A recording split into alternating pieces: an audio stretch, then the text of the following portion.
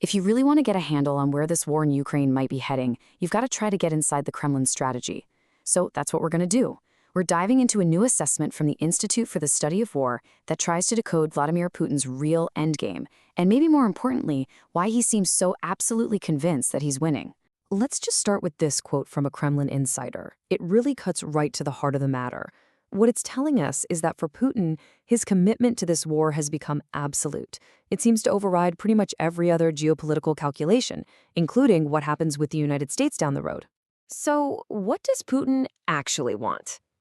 Behind all the shifting headlines and the chaos of the front lines, the Kremlin's core objectives, well, they've stayed remarkably, and I'd say dangerously, consistent from the very beginning. Now, according to the ISW's assessment, these demands for 4 entire Ukrainian regions, these aren't even Putin's ultimate goals. No, this is his non-negotiable starting point just to begin any so-called peace talks. We're talking full control, period.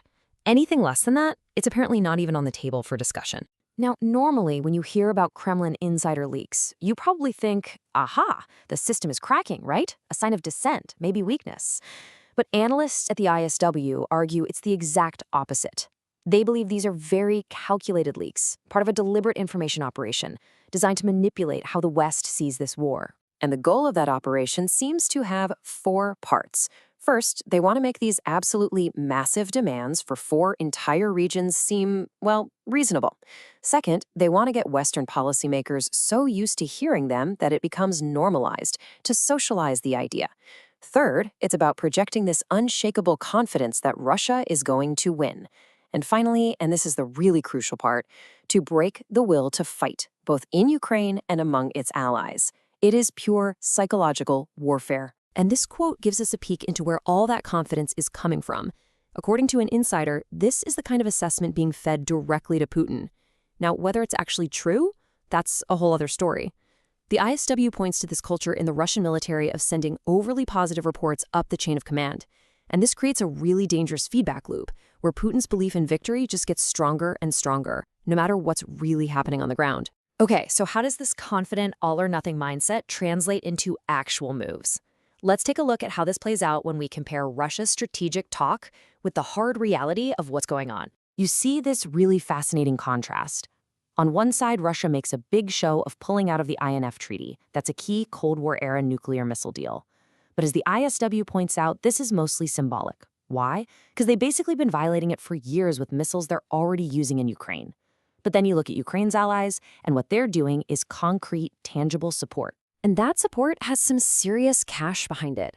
There's a new NATO funding program that's already pulled together over €1 billion from countries like the Netherlands, Denmark, Norway, and Sweden, all to buy U.S. weapons for Ukraine. This is real military aid, not just talk. And it's not just about what allies are sending over. Ukrainian innovation is a huge factor here. A perfect example is the new Mongoose Interceptor drone. This thing isn't just another drone. It's a reusable, jet-powered hunter killer. It's designed specifically to take down those Russian Shahed drones cheaply and effectively.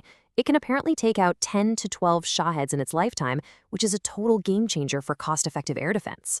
All right, so we've got the Kremlin's confident talk on one side, and we've got concrete allied support and Ukrainian innovation on the other.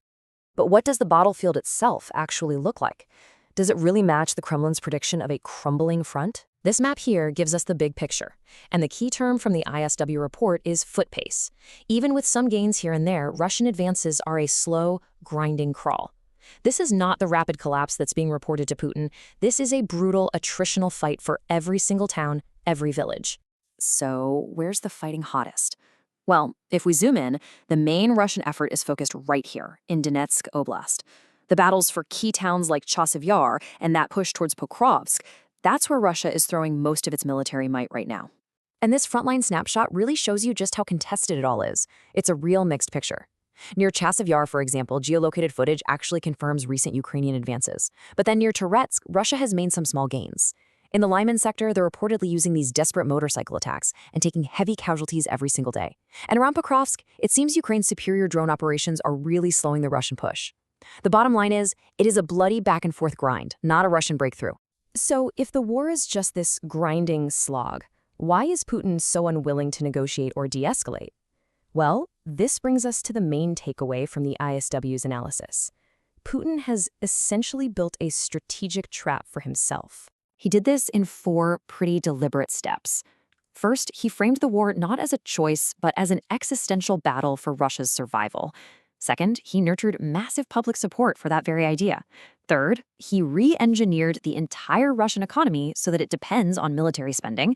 And fourth, by doing all of this, he systematically removed any political off-ramp for himself. A Kremlin source even told Reuters that the Russian military and its people just wouldn't understand a decision to end the war now. And that leaves us with the central, really troubling question of this entire conflict. When a leader has set these maximalist, all-or-nothing goals, believes his military is about to win, and has deliberately torn down any political path to de-escalation, you have to ask yourself, how does a war like this ever actually end?